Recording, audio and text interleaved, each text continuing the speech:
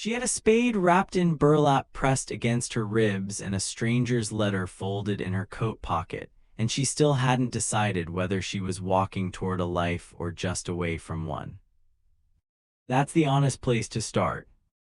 My name doesn't matter yet, you'll have it soon enough, but I want you to picture this the way it actually happened, not the way it sounds when somebody tells it after the fact all smoothed over.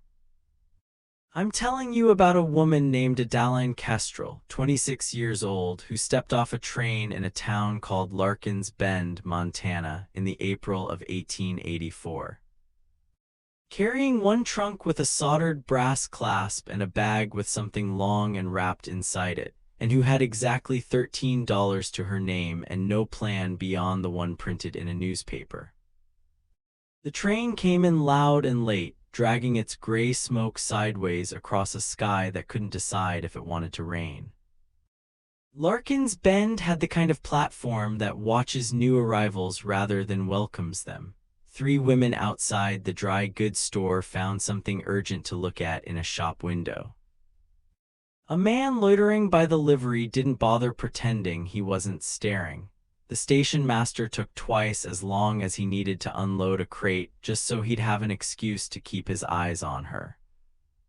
Adaline didn't flinch from any of it. She'd learned a long time ago that stillness reads as strength even when it isn't, and she'd gotten good at wearing it like a coat. 16 months she'd spent hauling breakfast trays for 9 boarders in a Bozeman rooming house, up every morning before 5. And she could have stretched that arrangement another season if she'd wanted to.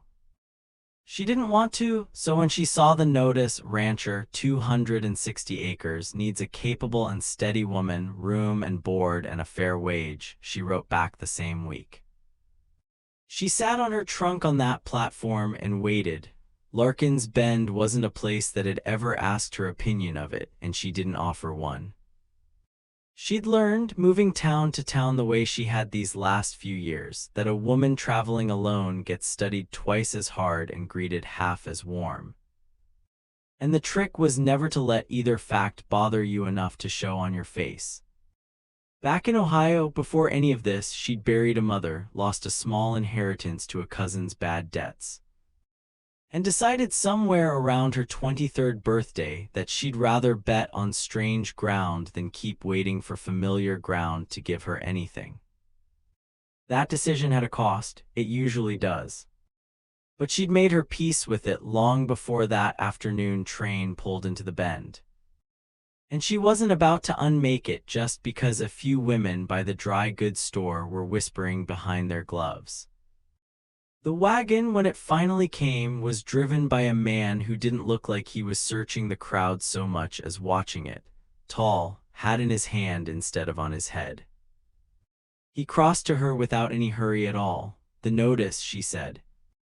"From the paper, that's right." He picked up the trunk like it weighed nothing, and that, it turned out, was the whole of the introduction. The ride out took the better part of an hour, west along a road that climbed and then dropped into a wide basin where the grass was still pale and thin with the last of winter still caught in it. He didn't talk much. She'd already decided she wasn't going to fill the silence just to be polite, so the two of them rode in a quiet that wasn't uncomfortable so much as unfinished. When the ranch came into view past a stand of bare cottonwoods, she understood something about him before he'd said a single word about himself. The house was sound. The barn was sound. But there was a fence line on the south side where the posts leaned like men who'd given up standing straight, and a kitchen garden plot behind the house that had gone entirely to dead weed.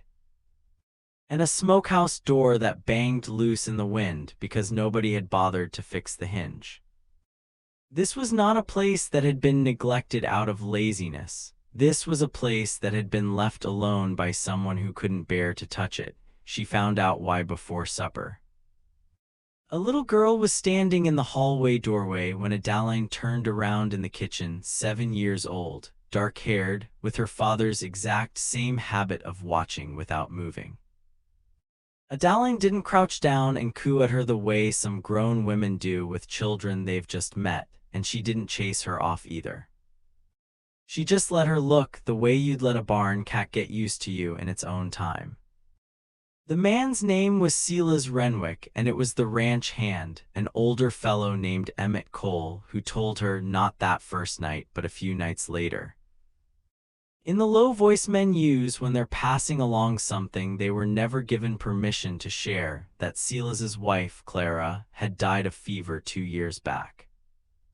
9 days, start to finish, he'd been alone in the house when it happened.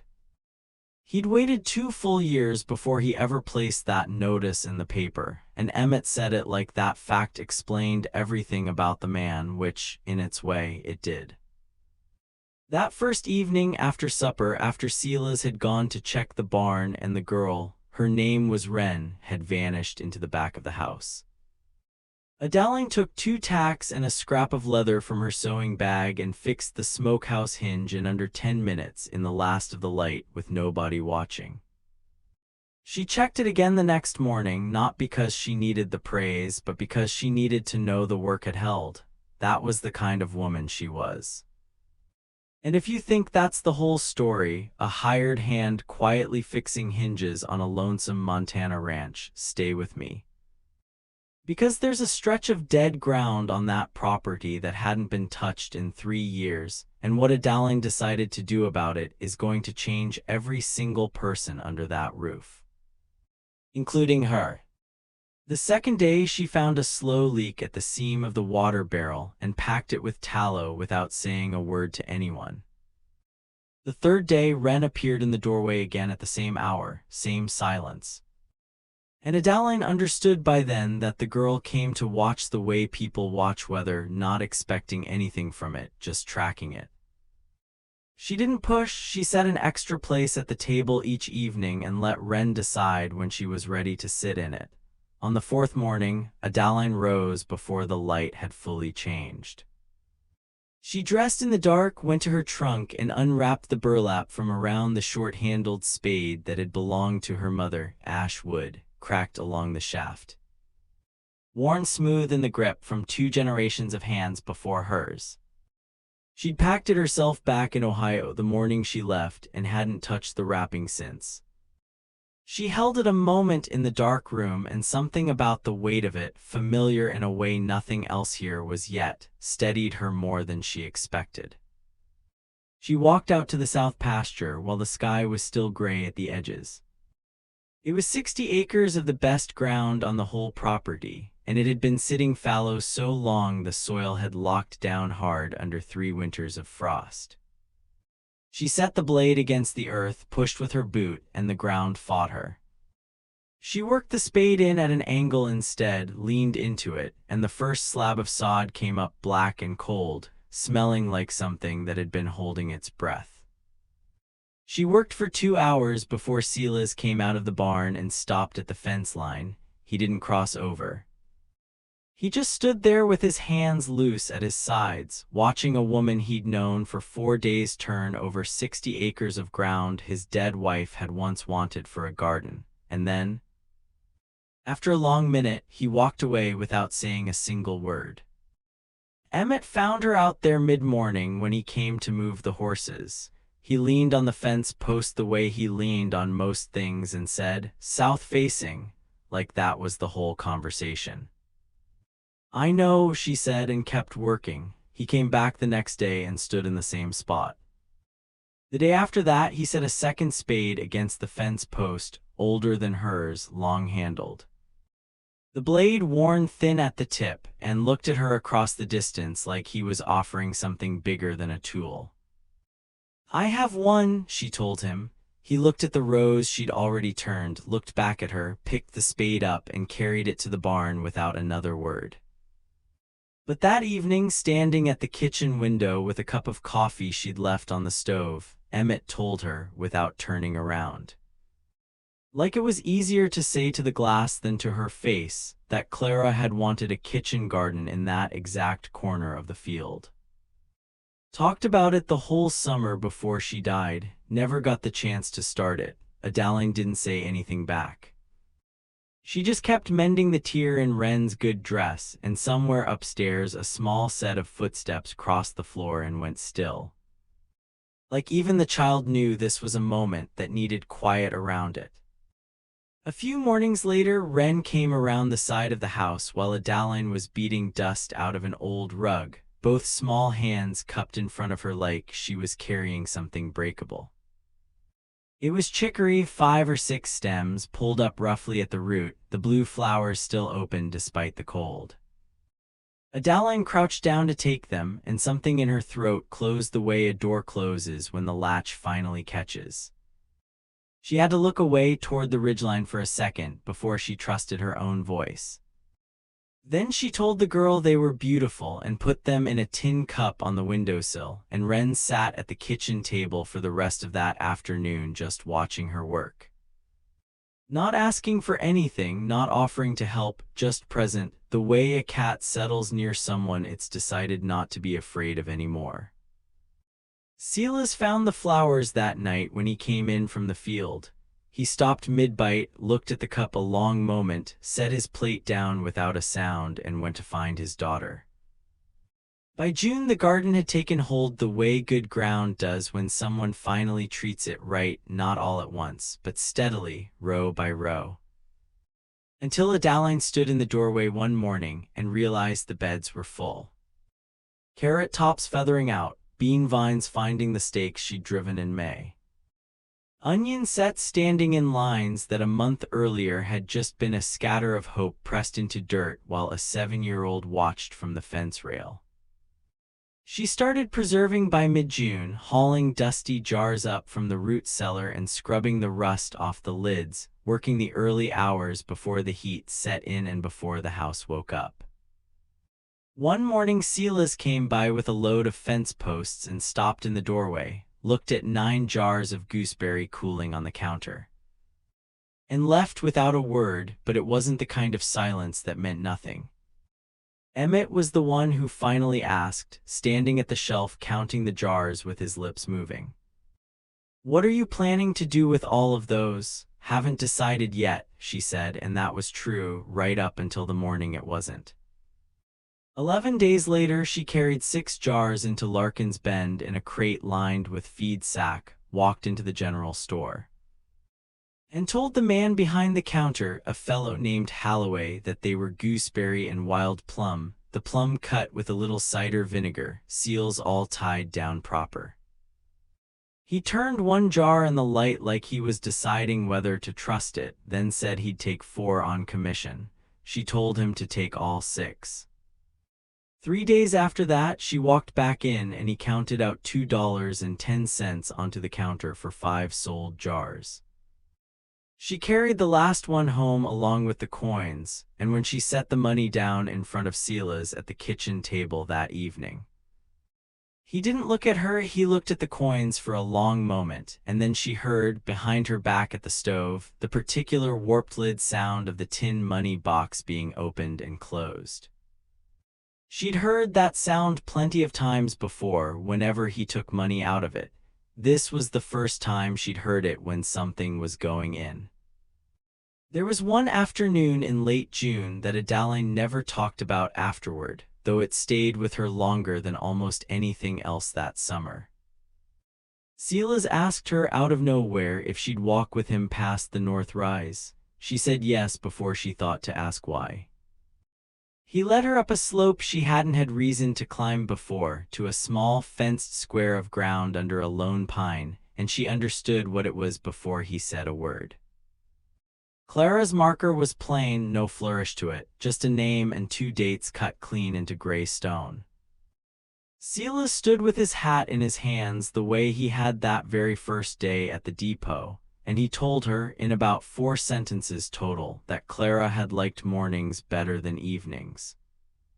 That she'd hated the color yellow for no reason she'd ever explained, and that she would have liked the garden. That was all. He didn't cry, and neither did Adaline, but she found a smooth creek stone on the walk back down and set it at the base of the marker before they left, and neither of them mentioned it again. It wasn't a moment that asked for words. It was a moment that asked to be witnessed, and she understood standing there. That being led into a grief like that was its own kind of trust, maybe a bigger one than being handed a spade or a house key ever was. Now here's the part of this story where everything almost went sideways in one afternoon, and if you've ever watched a whole season's work get flattened in 20 minutes, you already know exactly the kind of dread I'm talking about. The storm rolled in from the northwest in the second week of July, the way the bad ones always do out there, a green tint low in the sky. A stillness in the air that isn't calm so much as held breath. Adeline had been watching the horizon since mid-morning. She got what canvas and burlap she could over the beds and was tying down the last corner when the hail hit. It didn't last long. Maybe 20 minutes. But the stones came in flat and hard on the wind, some of them big as rifle shot, and by the time it passed, the bean rows were stripped bare, 2 cold frames were staved clean through, and half the tomato plants were beaten flat into the mud. The carrots and onions planted low made it through fine. Everything else was a question mark. Silas came from the barn at a run, took one look at the sky and then at the wreckage of the garden, and didn't waste a word on it. He found the salvage basket by the gate and brought it to her without being asked, and the two of them moved through the rows together, her cutting what could still be saved, him carrying it and working fast and quiet until the light went gray and then orange behind the ridge. When she carried the harvest inside an hour later, he was still out there, fitting new boards to the broken cold frames by lantern light hung crooked off a bent nail on the gate post. She watched him from the doorway for a minute, the set of his shoulders steady, unhurried. A man putting something back together because that was simply what a person did, and then she went in and put water on. She left a cup on the porch step when she finally went to bed, covered with a saucer to keep the night air off it. She didn't know if he'd find it. Later, half asleep, she heard his boots on the porch boards, and then a small, particular sound, the saucer being lifted off the cup, and she let herself fall asleep smiling at nothing in particular. The colds came down out of the north in early November, plain and unapologetic about it. Ice skinned over the yard bucket one morning, and by afternoon the sky had gone the color of old pewter and stayed there. Adeline didn't mind it. There was something honest about a winter that showed up without pretending to be anything other than what it was. The root cellar was full that year for the first time in longer than anyone could remember. Jars lined up in neat rows on the upper shelves, potatoes and turnips bedded down in straw below, herbs drying from the low beam. Emmett had stood at the top of the cellar steps one afternoon, looked down at what she'd built, and said it was the most he'd seen down there in 3 years. She hadn't answered him. She just straightened a jar half an inch and kept moving. By then Wren had started sitting with her most evenings, not talking much, that still wasn't her way, but close, watching the mending or the account book. Sometimes falling asleep against her arm on the bench, without either of them making a fuss about it. On a Thursday night in the middle of that November, with the lamp burning low and the season's first real snow settling quiet outside the window, Wren looked up from the book in her lap and said it plain, not like a question at all. "You'll be here in the spring." Adeline set her needle down. She looked at the girl's face, the careful, serious way she'd shaped those 5 words, like she'd been building up to them for weeks, and said, "Yes." Wren went back to her book like the matter was settled. In the next room, something didn't move. Adeline could feel Silas's stillness the way you feel a lamp before you actually see the light of it, that particular quality of a man holding himself very carefully in one place. He didn't come to the doorway, he didn't make a sound. The snow kept falling outside, the lamp kept burning, and Adeline picked her needle back up and found her place in the seam. 2 years went by the way seasons do when there's real work filling them, not slow, not fast, just full. The south pasture was fenced by the following June. The first real harvest off it came in that August, enough to stock the cellar past the second shelf with plenty left to sell in town. By the second autumn, people in Larkin's Bend had started talking about the Renwick Garden the way you'd talk about a landmark. October of 1886 came in cold and clear, the kind of cold that isn't threatening anything, it just arrives and stays honest. The grass along the fence had gone pale gold, and the sky out west had that particular blue that only shows up once summer's finally let go for good. Adeline had walked out before Silas was even up that morning and stood at the south pasture fence with a cup of coffee she'd stopped drinking a while back, gone cold in her hand.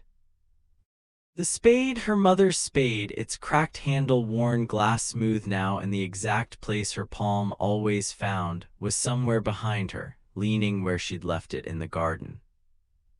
She wasn't thinking about it. She was looking at the fence line, at how straight it ran now, at the posts her own hands had helped set 2 summers back. She was thinking about that very first morning, the ground fighting her, the handle biting into her palm, and how far away that morning felt from this one.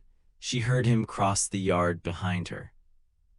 She didn't turn. He came and stood beside her, not close enough to crowd her, close enough that she could feel the particular way he took up space without ever announcing it. Neither of them said anything for a long while. The light moved the way October light does, shifting without warming, shadows leaning east across the ground they'd both put back together. She said it quietly, not quite to him and not quite away from him either, that she used to be afraid she'd never belong anywhere, not really, not for good. He didn't answer right away, and she hadn't been asking him to.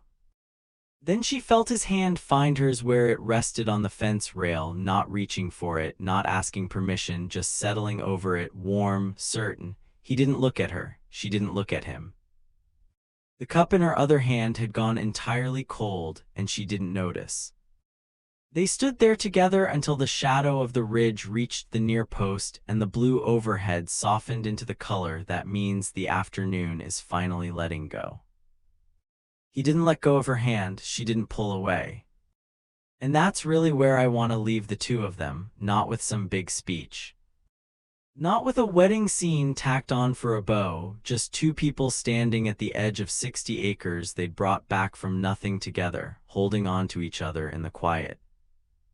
Because sometimes that's the whole story right there. If you'd been the one to step off that train in 1884 with $13 and a spade wrapped in burlap, not knowing a single soul in that town, I'd love to know what you think you would have done differently, or if you'd have done anything differently at all. Tell me down in the comments where you're watching this from tonight. And if this one found its way into your chest a little, hit like, subscribe if you haven't already, and I'll see you in the next one.